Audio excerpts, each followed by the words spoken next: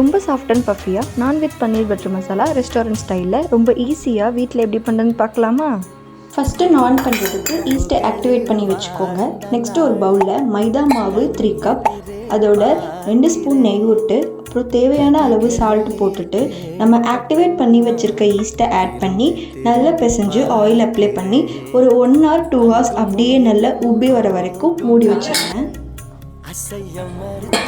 Next பன்னீர் butter masala பண்ணுறதுக்கு ஒரு வெங்காயத்தை மீடியம் சைஸில் கட் பண்ணிக்கோங்க. பூண்டு, தக்காளி.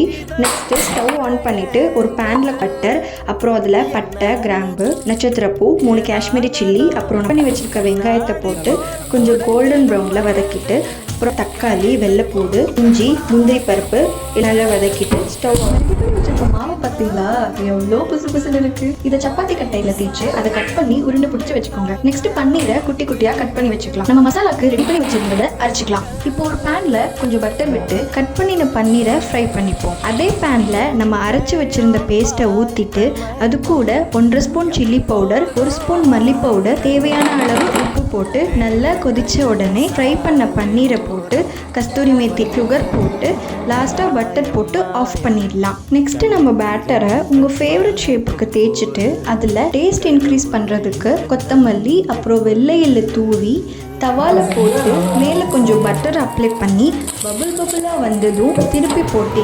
எடுத்தீங்கன்னா நம்ம non veg paneer butter masala ready. Thanks for வாட்சிங்.